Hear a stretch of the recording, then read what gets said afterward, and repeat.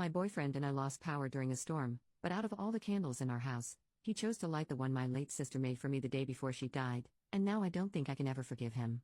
I, 24F, need to start with some background about my sister. 2 years ago, my sister was unalived in a car accident.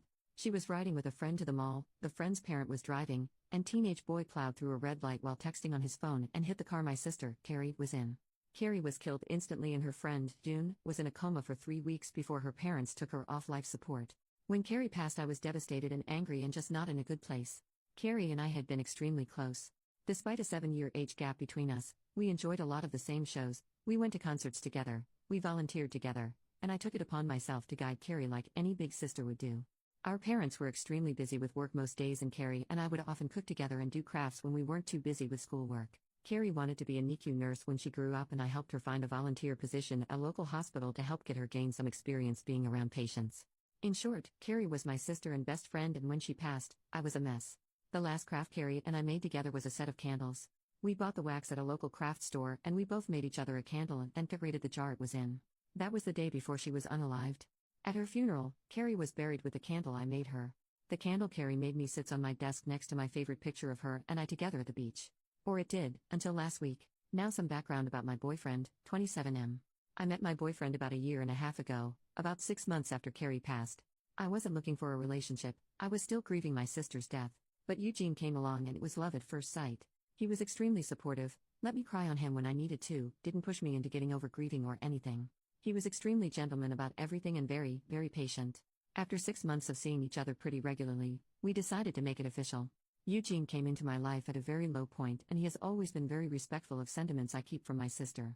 Never asking me to take them down, always giving me space when I needed to cry. Eugene, along with most, if not all, of my friends and family know about Carrie's candle.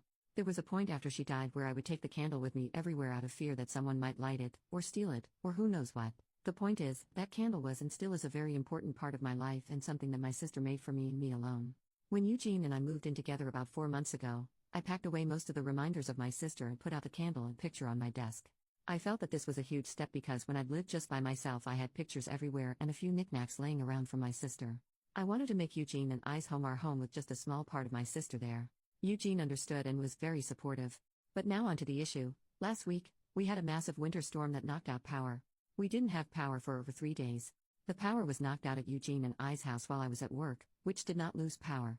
Eugene texted me that he was going to light some candles and try and get a generator so we could have some power, to at least be able to charge our phones, use the lights, etc.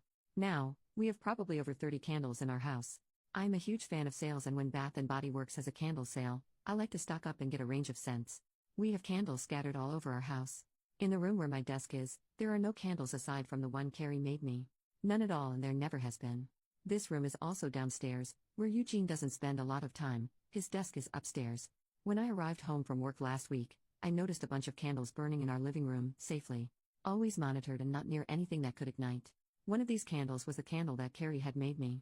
I burst into tears, and when Eugene heard me crying he came out from the bedroom, where he was lighting more candles, and asked what was wrong. I was a wreck and couldn't get any words out. When he tried to calm me down, I shoved past him and locked myself in the room where my desk was and just cried. I don't know how he could be so stupid. He knew, and I thought he understood how sentimental the candle was and how much I cherished having a candle that my now deceased sister had spent time making with me just a day before she was unalived. I haven't been able to speak to Eugene since it happened, Tuesday of last week. He has tried to explain why he did it, because he needed candles to be able to see, but I just can't wrap my head around it. He hadn't gotten into the large candle stash I have upstairs right by the living room where Carrie's candle was, but went downstairs, out of the way to grab the most sentimental, cherished item I have. The candle was burning most of the day while I was at work and is now melted and pretty much gone. I do still have the jar it was in, but I can't look at it without bursting into tears. Reddit, what do I do? Eugene says it was an accident, but I just don't believe that. He said he was getting around to lighting the candle surplus we have upstairs but just hadn't gotten there yet, after being home about 6 hours alone with no power. I am heartbroken and feel like this is a major slap in the face. I feel disrespected. I feel like he disrespected my sister. I just don't know what to do.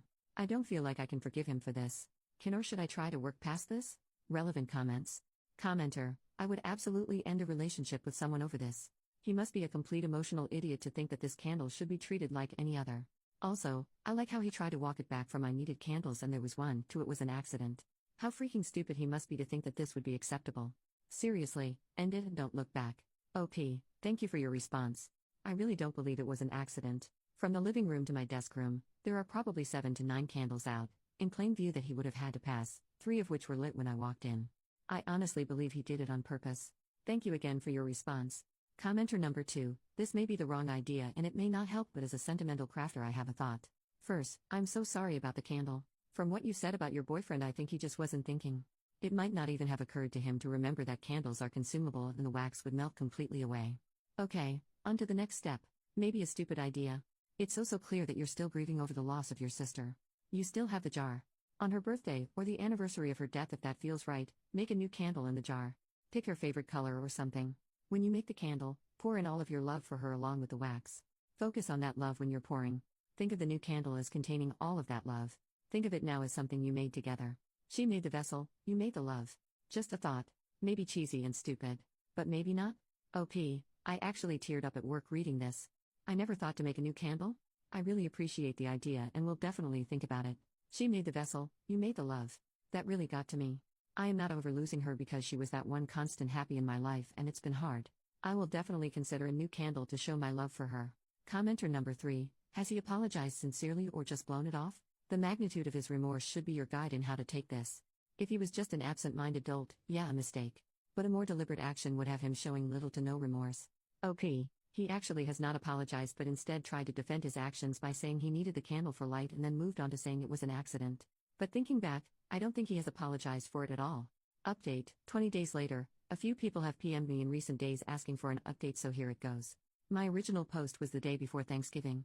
Eugene and I had planned to spend Thanksgiving with my parents, but that did not end up happening. On my way home from work, I stopped at a local craft store to pick up supplies to make a new memorial candle for Carrie. Thank you to that one commenter for the amazing, heartfelt suggestion. My parents and I spent a day remembering Carrie and making a new candle using some of the wax from the original candle. I also ended up purchasing a locket and having some of the remaining wax from the candle put inside it and the locket welded shut by a friend. On the evening of my post original, I got home and Eugene said he wanted to talk. I agreed we needed to clear the air before Thanksgiving, so we sat in the living room and started to talk. I was not ready for what he told me. A few commenters from my original post seemed to hit the nail on the head in a way. Eugene told me that when we first met, he was extremely turned on by the fact that I was essentially a damsel in distress. I just lost my sister recently, I was in a massive depression, I wasn't myself. And that turned him on both intimately and in a protective way. Over the past few months, I've started to become more myself. I got promoted at my job, I've joined a cooking class and have gotten out more, and I've definitely moved away from being a damsel in distress in the eyes of Eugene. He went on to explain that he burned the candle in hopes that it would throw me back into that phase because that is the only time he felt he was attracted to me. That's right, he is not attracted to me unless I'm upset, crying, and a damsel in distress. When I prodded for more information, he told me that everyone prior to me that he had dated had either just experienced a loss or was in need of rescuing. Eugene told me he was no longer attracted to me. He dreaded being intimate with me because he could no longer be the hero that was rescuing me, which is what turned him on in the first place. He didn't like going public with me because I had started to put myself together more, like not just wearing a t-shirt and jeans like I did when depressed, and that attracted the stares of other men that he saw as a threat, taking away his damsel in distress. Eugene had a whole laundry list of things he hated doing now because I wasn't in a funk anymore. I told him if that was the case then we needed to break up. He agreed and said he would go stay with a friend until he could make new living arrangements. My name is the only one on our house and I told him I would give him 60 days to vacate the house, which he agreed was fair. Over the past few weeks, I've spent a lot of time with my parents and with close friends. I don't really feel like I've been dumped or broke up with someone. I just feel like me. Carrie's candle sits on my desk where the original was and I wear the locket every day. Thank you Reddit for listening. I appreciate it more than you know. Top comment, hey, so, in a way, your sister's candle was a warning light so that you'd catch on to how screwed up Eugene actually is.